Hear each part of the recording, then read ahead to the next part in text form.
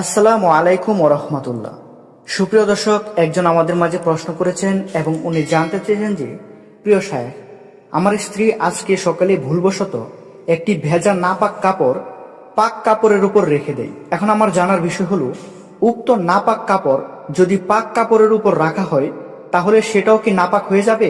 এই বিষয় সম্পর্কে যদি আমাকে একটু বিস্তারিত জানাতেন তাহলে অনেক উপকার হতো। মানে আমি আপনাকে সহজ ভাষায় বলতে গেলে, পাক কাপড়ের উপর মানে একটি পবিত্র কাপড়ের উপর যদি ভেজা নাপাক কাপড় রাখা হয় তাহলে সেই পবিত্র কাপড়টিও কি নাপাক হয়ে যাবে? তো এই বিষয় সম্পর্কে বলা যায়, দেখুন, কাপড়টি যদি মূল কোনো নাপাক বস্তু দ্বারা ভেজা থাকে, যেমন পেশাব, মলমূত্র ইত্যাদি, এসব দিয়ে যদি ভেজা না থাকে তাহলে এর সাথে শুকনো কাপড় রাখার ফলে নাপাকের প্রভাব প্রকাশ পেলে তা নাপাক হয়ে যাবে।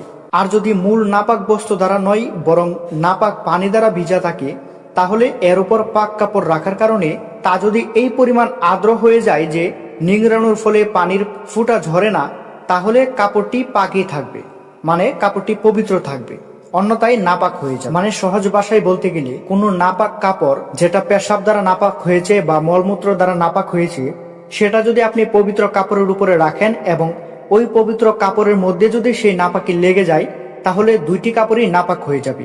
আর যদি এমন হয় যে আপনি কাপড়টি নাপাক পানি দ্বারা পবিত্র করেছেন, মানে কাপড়টি আপনি সবেমাত্র পবিত্র করেছেন এবং এটা আপনি একটি পবিত্র কাপড়ের উপর রেখেছেন, মানে যে কাপড়টি পাক এই কাপড়ের উপরে রেখেছেন এবং এই কাপড়ে যদি কোনো পানির ছিটা না লাগে বা এমন যদি হয় নিংড়ানোর পরে পানির ফুটা পড়েনি, তাহলে ওই কাপড়টিও পাক থাকবে, নাপাক হবে না। তো আশা করছি আপনাদেরকে বিষয়টি ক্লিয়ার ভাবে বুঝাতে পেরেছি। ভিডিওটি ভালো লাগলে লাইক, কমেন্ট, শেয়ার করতে ভুলবেন না।